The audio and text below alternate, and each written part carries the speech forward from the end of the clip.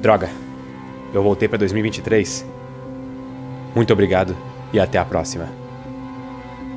No folclore japonês existe a história de Urashima Taro, um pescador que resgatou uma tartaruga e como recompensa foi levado ao palácio de um deus dragão pela mãe da tartaruga salva. Uma vez no palácio, o pescador passa 3 dias sendo entretido pela filha do imperador do mar. Quando Urashima retornou à sua cidade natal no Japão, 300 anos se passaram ao invés de apenas 3 dias como ele percebeu. Essa é uma das primeiras histórias de viagem no tempo registradas na história, e ela não é a única. A ideia de que talvez o tempo não seja algo tão sólido quanto ele parece no dia a dia apareceu em várias culturas. Então vale perguntar, é possível viajar no tempo? Sim. Nós sabemos com toda certeza que é sim possível viajar no tempo. Inclusive existem viajantes do tempo entre nós. Por exemplo, o astronauta russo Sergei Avdev, que viajou 0,02 segundos para o futuro. Isso é bem pouco comparado com os 300 anos de viagem para o futuro do pescador Urashima, mas é o mesmo tipo de coisa em escalas diferentes. Só antes de a gente viajar no tempo, que tal uma dica que vale pro presente, passado e futuro? Sabe aquela vontade de aprender uma coisa nova que pode fazer sua vida mudar completamente? Então, esse vídeo foi feito em parceria com o lugar perfeito para fazer isso acontecer. A Alura é a maior escola online de tecnologia do Brasil, e com ela você pode aprender desde programação até como construir a sua própria máquina do tempo em casa. Quer dizer, esse curso não lançou ainda aqui, mas de onde eu vi já tá no ar e é um sucesso. Falando sério, não faltam histórias de pessoas reais que mudaram de carreira ou se encontraram em uma nova profissão depois de cursos da Alura. Então aproveite porque os inscritos do Ciência Todo Dia têm um desconto especial na assinatura. É só clicar no link na descrição desse vídeo. Mas se você se interessou pelo curso da Máquina do Tempo, nós precisamos perguntar, será que tem como viajar para o futuro? Viajar para o futuro é possível e já foi feito. E talvez viajar para o passado também seja possível. Pelo menos segundo a teoria da relatividade de Albert Einstein. Os aspectos centrais da teoria da relatividade para a viagem no tempo são: espaço e tempo são uma coisa só. O espaço-tempo. E a forma com que o espaço-tempo se comporta depende do que está acontecendo com a matéria. Da mesma forma que um carro pode frear e acelerar, mudando sua velocidade no espaço, existem formas de mudar a sua velocidade no tempo. E uma delas é a própria velocidade. Quanto mais perto da velocidade da luz você se move, mais devagar o tempo passa para você.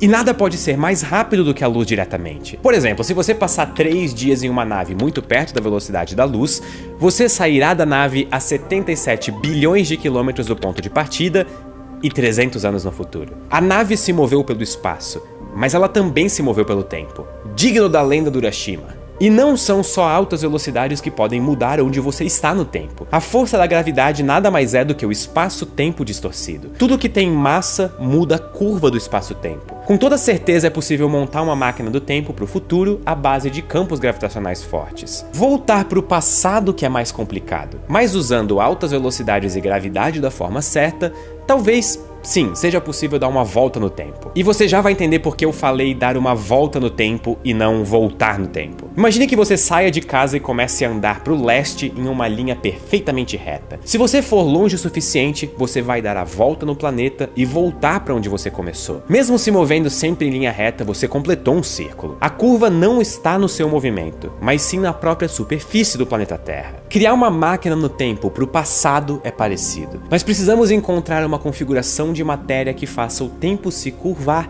de forma a fechar uma espécie de loop. Isso é, criar uma curva fechada no tempo. Uma volta no planeta é uma curva fechada no espaço. Você volta para o mesmo ponto do espaço em que você partiu. Agora, se você percorrer uma curva fechada no tempo, você pode terminar o seu percurso antes mesmo de ter começado. Você deu uma volta no tempo. E voltou no tempo também como consequência. Você poderia inclusive encontrar o seu eu do passado para dar um oi para ele. Oi, Pedro do passado. Eu acabei de dar uma volta no tempo. Que engraçado, eu tava saindo de casa para fazer exatamente a mesma coisa.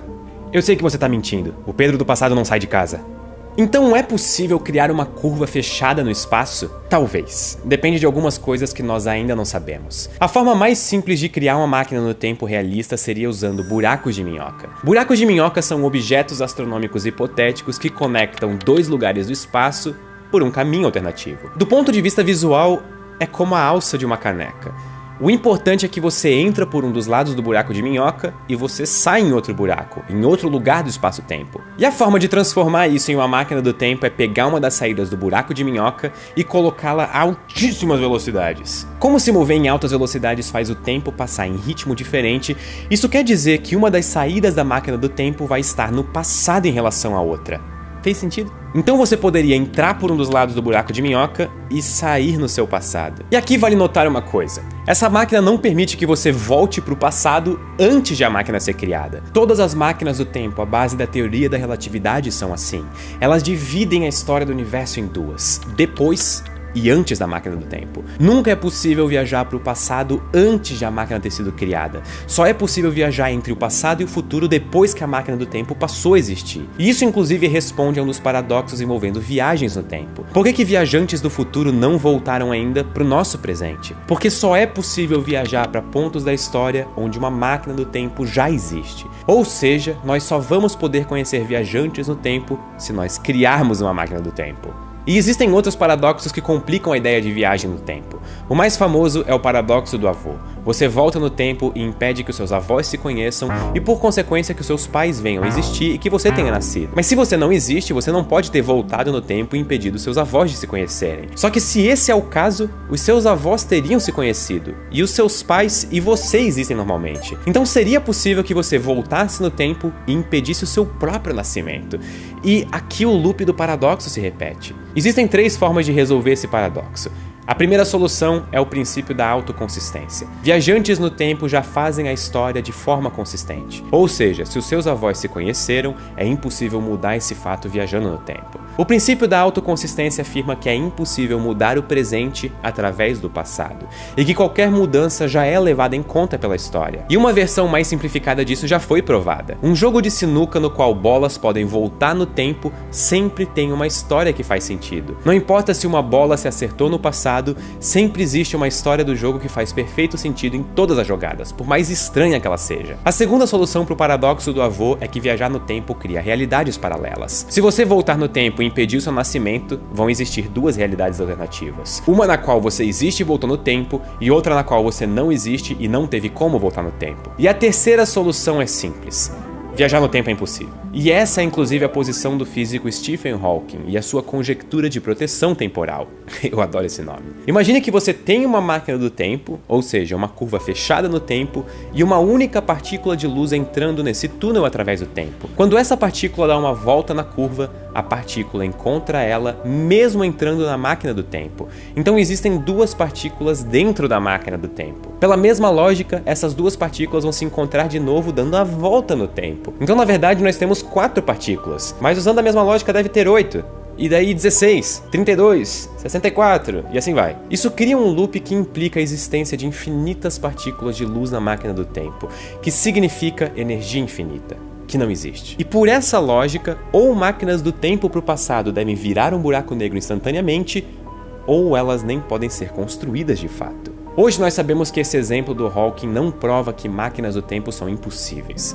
Existem sim formas criativas de contornar o problema do acúmulo de energia infinita, mas o exemplo ainda deixa claro que se é possível criar uma máquina do tempo, é um projeto de tecnologia para uma civilização super avançada. E como a humanidade ainda não tem a capacidade de tentar fazer ou impedir buracos negros de surgirem, viagem no tempo existe no mundo da especulação científica. Pelo menos até agora. Ah, e antes que eu me esqueça, muito obrigado e até a próxima.